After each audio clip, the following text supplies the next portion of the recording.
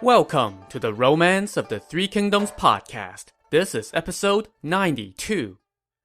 Last time, Liu Bei was on a roll against Cao Cao in the region of Hanzhong. First, Liu Bei's general Huang Zhong took over a series of key locations and killed one of Cao Cao's kinsmen and top generals, Xiahou Yuan. Then, when Cao Cao personally came to avenge his kinsman, Liu Bei's forces burned his provisions and sent him scurrying back to his home base. Undaunted, Cao Cao set out once again, trying to dislodge Liu Bei from his position along the Han River. Cao Cao sent the generals Xu Huang and Wang Ping to lead the vanguard and attack.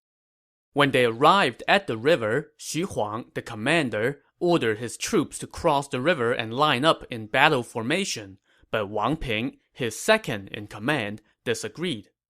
"If we cross the river, what will we do if we need to retreat quickly?" Wang Ping asked, pointing out that once they cross over to the other side, they will have their backs against the river, which was not a very strategically sound place to be. Xu Huang, however, was not swayed. The great Han general Han Xin once had his troops line up with their backs to the water, forcing them to fight to the death so that they may live, he said. So what Xu Huang was referencing here was a famous battle during the founding of the Han dynasty. Han Xin, the commander of the Han army, deployed his forces with their backs against a river, which went against every rule in the book. But Han Xin was a genius, so he could throw out the book. Unfortunately, his success that day has also become a convenient excuse for many a less talented general trying to justify doing the same thing when they really shouldn't, and Wang Ping pointed out as much. When Han Xin did that, he knew the enemy was not smart enough to take advantage, Wang Ping said. Can you say the same for the enemy generals Zhao Yun and Huang Zhong? Xu Huang, however, was done arguing and made an executive decision. "You will lead the infantry into battle and watch as I break the enemy with the cavalry," he said as he ordered his men to deploy pontoons and begin crossing. When Liu Bei got word that Xu Huang was setting up camp with his back to the river, his generals Huang Zhong and Zhao Yun both volunteered to go meet the enemy, so Liu Bei sent both of them. "Xu Huang is pressing ahead on courage alone," Huang Zhong said to Zhao Yun. "Let's not fight him just yet. By evening, his men will be tired, and then we can each lead a battalion and attack." Zhao Yun agreed, so they each led a battalion and set up barricades. Xu Huang's army began to challenge for combat at sunrise, but from dawn to dusk, the Shu troops made no movement. Now Xu Huang sent his archers forward to fire at the Shu camp. Seeing this, Huang Zhong said to Zhao Yun, "Xu Huang must be preparing to fall back. Let's get ready to strike." He had barely finished speaking when word arrived that the rear of Xu Huang's army was indeed moving out. Now, the Shu army let loose with its war drums and battle cries as Huang Zhong dashed out from the left and Zhao Yun charged forth from the right. The pincer attack crushed Xu Huang's army, and as Xu Huang fled, countless of his soldiers were forced into the Han River and drowned, just as his second-in-command Wang Ping had feared. Xu Huang himself managed to slip away and run back to camp on the other side of the river. As soon as he got back to camp, however, he chewed out Wang Ping. "Why did you not come help me when you saw my troops were in trouble?" Xu Huang said angrily. "If I had, then this camp would not be here now," Wang Ping said. "Sir, I advised you against going, but you refused to listen. That is why you lost." Well, Xu Huang was in a sour mood, and he did not need this "I told you so" from Wang Ping. He went so far as to threaten to execute Wang Ping. And here's a lesson to you. If you threaten to kill an officer, actually follow through instead of just making a hollow threat. Because that very night, Wang Ping said, "The heck with this," and led the troops under his own command in an uprising. They set Xu Huang's camp on fire, and in the chaos, Xu Huang was forced to abandon camp and flee. Wang Ping then crossed the river and surrendered to Liu Bei, whereupon he shared all his knowledge of the geography around the Han River, and Liu Bei was delighted.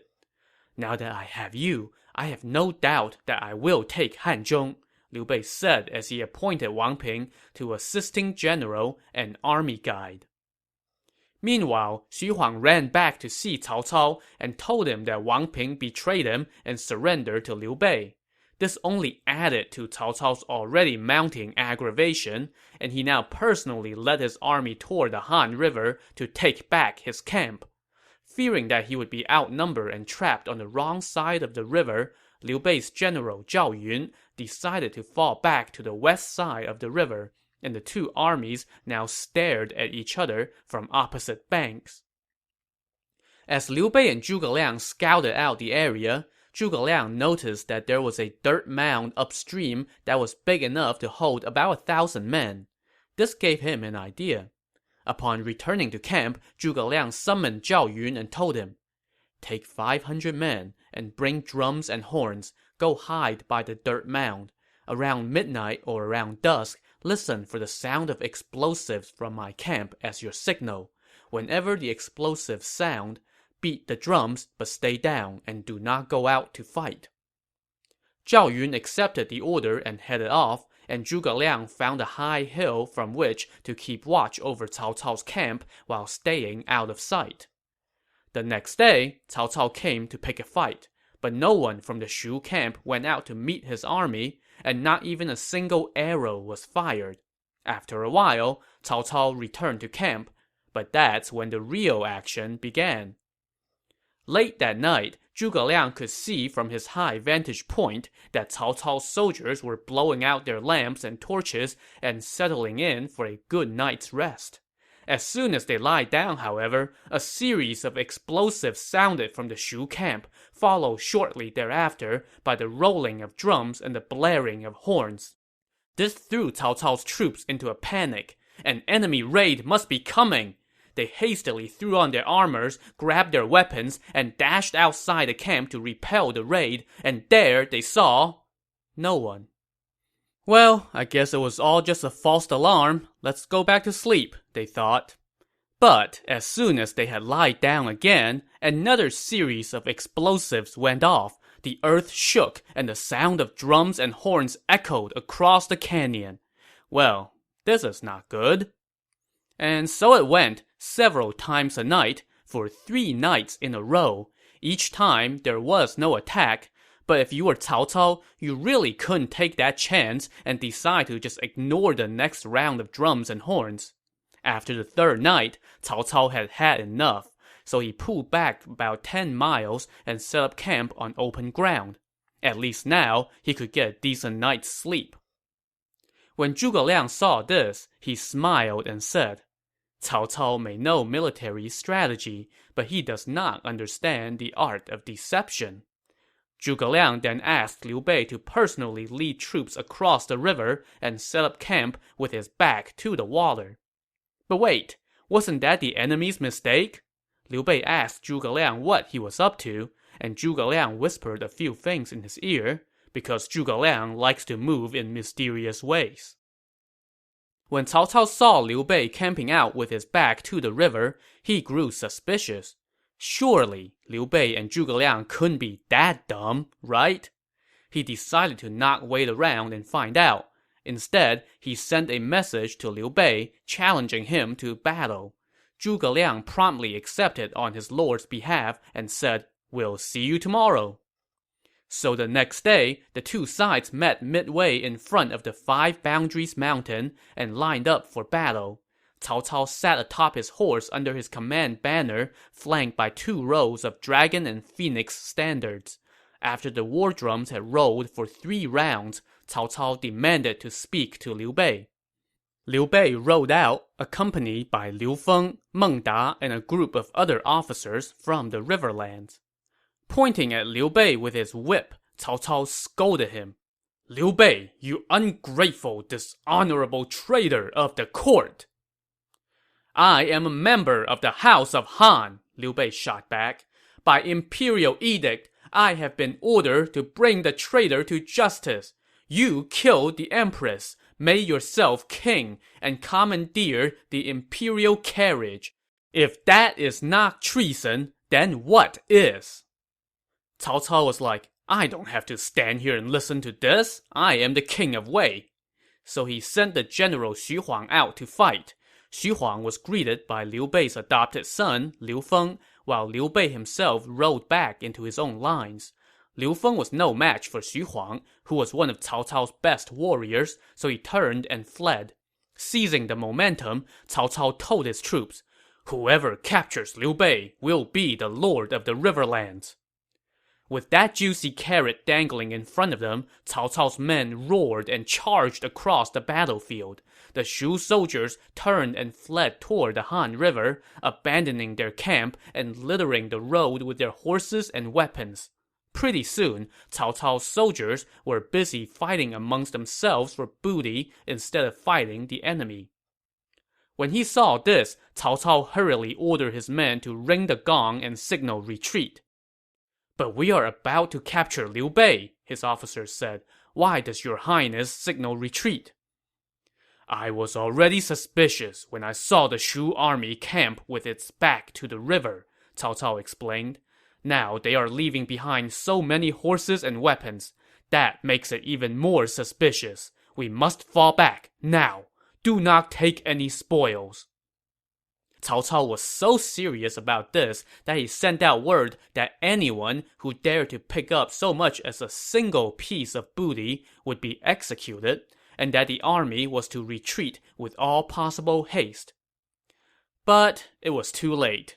Before Cao Cao's army could turn around, Zhuge Liang had raised a flag. Liu Bei now turned his troops around and charged. He was joined by a battalion on the left, led by Huang Zhong, and another battalion on the right, led by Zhao Yun.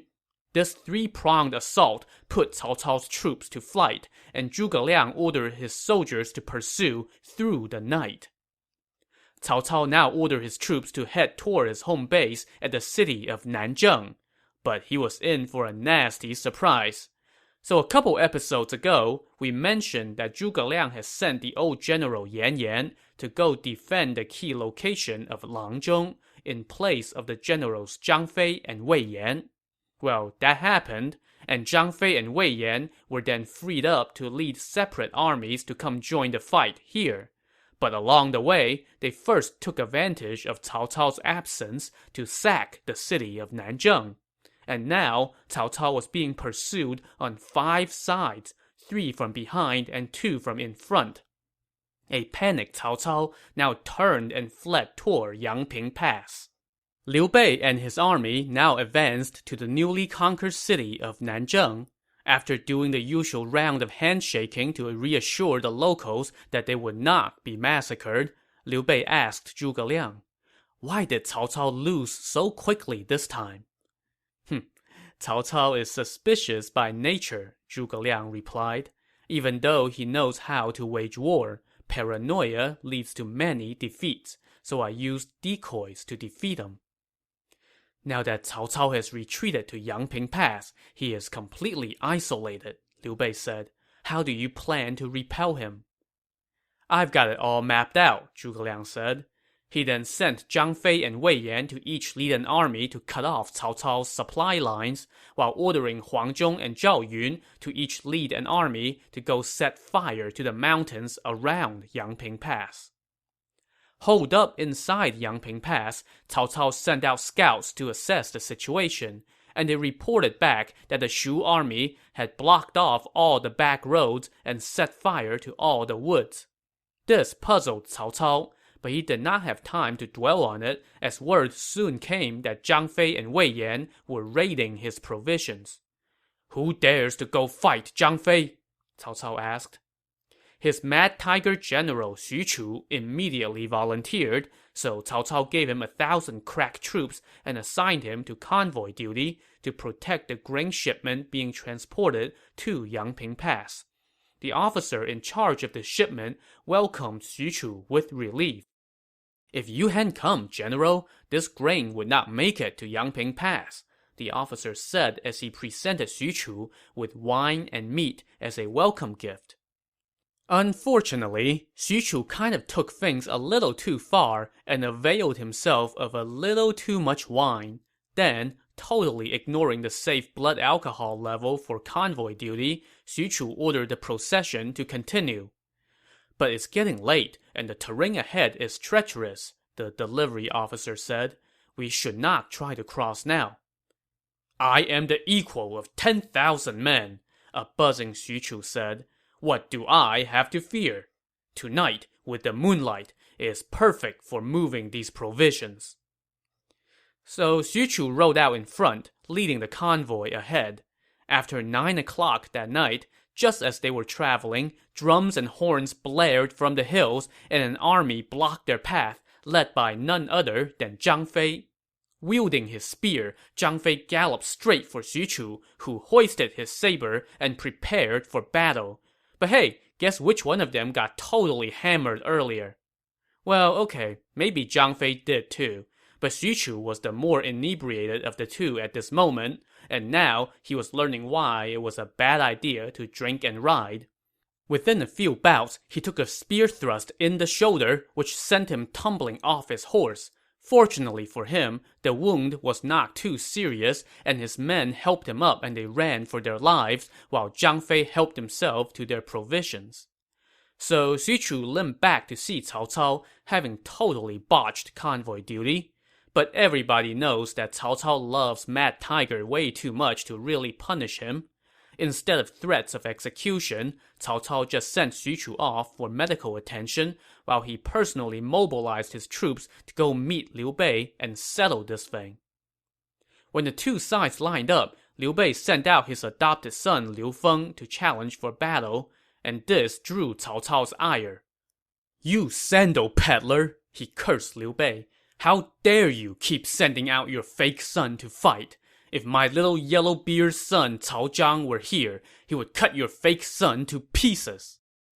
Liu Feng, who was probably carrying a chip on his shoulder as the adopted son anyway, did not take too kindly to this slight. He wielded his spear and galloped toward Cao Cao. Cao Cao told Xu Huang to go take care of this little punk, and soon Liu Feng turned and fled. Cao Cao now ordered his troops to give chase, but suddenly, explosives sounded from all over the Shu army's camp, followed by the sound of drums and horns, and by now, Cao Cao was probably panicking every time he heard explosives followed by drums and horns, so he quickly ordered retreat. His soldiers, too, were mindful of all their recent setbacks, and they trampled each other trying to run back to Yangping Pass. Liu Bei's forces chased Cao Cao's troops all the way to the pass, whereupon they set fire to the east and south gates while making lots of ruckus at the west and north gates. Cao Cao was forced to abandon the pass and flee, with the Shu army hot on his tail. Just as he was running, he was cut off in front by a battalion led by Zhang Fei, pursued from behind by Zhao Yun, and attacked from the side by Huang Zhong. The result was not pretty, and Cao Cao was routed and fled under the protection of his officers. No sooner had they arrived at the border of Xie Gorge did they see a dust cloud ahead as an army approached. "If this is an enemy ambush, then I am done for," Cao Cao said in a panic. But when the army got closer, Cao Cao saw that it was led by his second son, Cao Zhang. So this is the kid that Cao Cao was calling Little Yellowbeard earlier in the day. Ever since he was a kid, Cao Zhang had been skilled at riding and archery. He was also uncommonly strong, so strong that he could tame ferocious beasts with his bare hands. Despite Cao Zhang's impressive attributes, however, Tiger Dad Cao Cao had often nagged him, saying, "You prefer archery and horse riding to studying. What is the worth of being a common fighter?"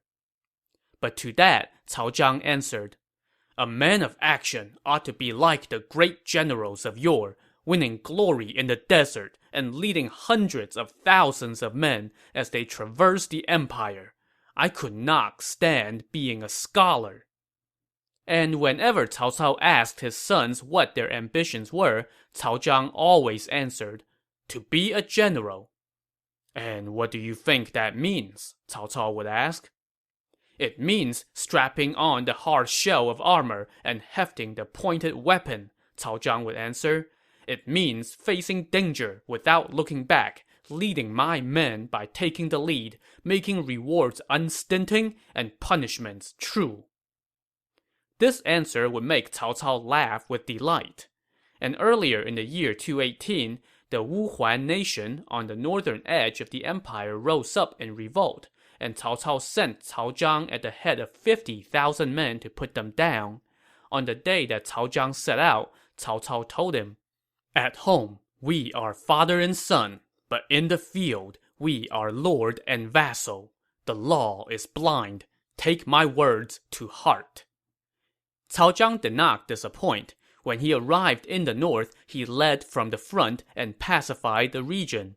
After that, he heard that Cao Cao was losing at Yangping Pass, so he came to help. So now, when Cao Cao saw this impressive warrior son, he was delighted.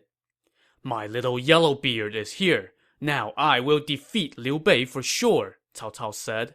And so he regrouped his army and turned around, setting up at the mouth of Xie Gorge. When Liu Bei got word that Cao Zhang had arrived to reinforce Cao Cao, he asked which officers dared to go meet the new guy. His adopted son Liu Feng and the general Meng Da both stepped up, so Liu Bei sent them both, each with 5,000 troops. Liu Feng led the way, while Meng Da brought up the rear. When they ran into Cao Zhang, it only took Liu Feng 3 bouts to realize that he was no match for Yellowbeard, so he turned and fled. Meng Da now came up from behind and was just about to fight Cao Zhang when suddenly the enemy troops fell into disarray. This, it turns out, was the doing of the Shu generals Ma Chao and Wu Lan, attacking with 2 battalions. These new troops were fresh, as they had not done any fighting yet, so they were unstoppable. Meng Da now also piled on with his troops, and Cao Zhang's soldiers took flight. In the midst of this melee, Cao Zhang did manage to score a small victory. He ran into the enemy officer Wu Lan, and within a few bouts, Cao Zhang killed Wu Lan with a thrust of his halberd. After the 2 sides scrummed for a while, Cao Cao called his troops back to camp. The 2 sides now engaged in a bit of a stalemate. Cao Cao's army was sitting at the mouth of the gorge for days. He wanted to attack, but Ma Chao was there to repel him. He thought about calling off the campaign and going home, but he was afraid the enemy would laugh at him. Just as Cao Cao was wrestling with this dilemma, his attendant brought him some chicken soup.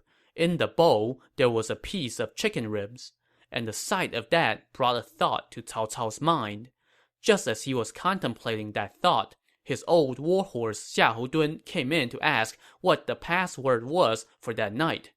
I guess the password was used to verify that the person you came across was actually your comrade rather than a spy.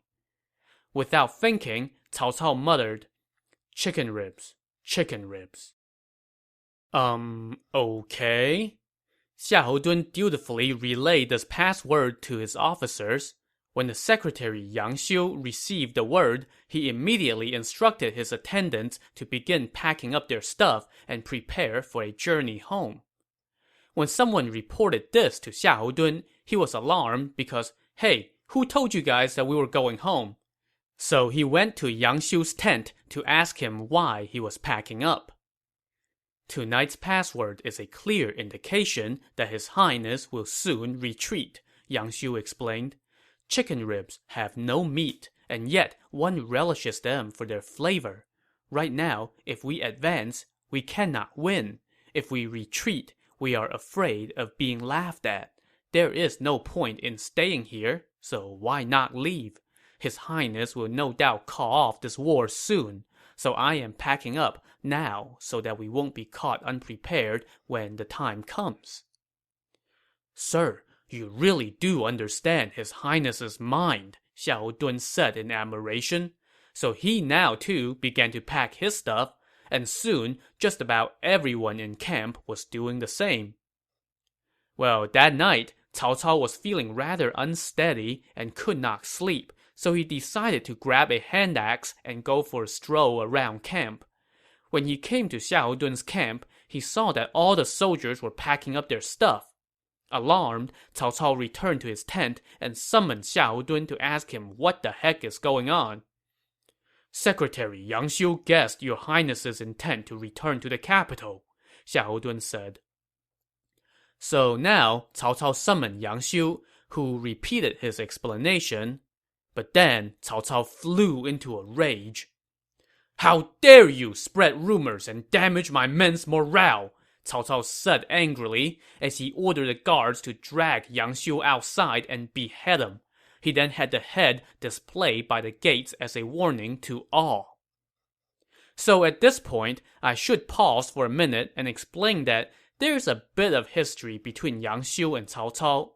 This Yang Xiu, whom we've met a couple times before, was a free spirit who thought highly of his own talents and was never one to pass up an opportunity to show it off. And in doing so, he had run afoul of Cao Cao on more than one occasion. Now the novel goes into quite a bit of detail about these incidents. Since we are already coming up on the customary length for an episode, and to avoid too much digression in the narrative, I'm going to leave out those details here and cover them in a supplemental episode that I will put out in the near future.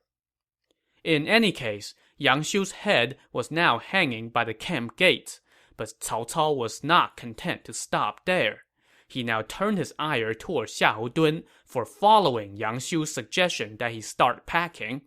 And Cao Cao called for the guards to put Xiahou Dun to the blade as well. Everyone else begged for leniency, and of course, Cao Cao was just kidding anyway. He wasn't really going to axe his veteran commander and kinsman. After letting Xiahou Dun off with a tongue lashing, Cao Cao turned his attention to the stalemate at hand. No more of this chicken ribs nonsense, he decided. It was time to take action. To see what action Cao Cao decides to take, and how it will pan out for him, tune in to the next episode of the Romance of the Three Kingdoms podcast. Oh wait, not the next episode, because that will be our 100th episode question and answer session, and I can't wait. I have received a lot of good questions, and I hope I have some good answers for you. So next week is my regular week off, and I'll be using that to finish up work on the Q&A episode. Tune in 2 weeks from now for the 100th episode Q&A extravaganza, and tune in the week after that to pick up where we left off in the story. I'll see you next time on the Romance of the Three Kingdoms podcast. Thanks for listening.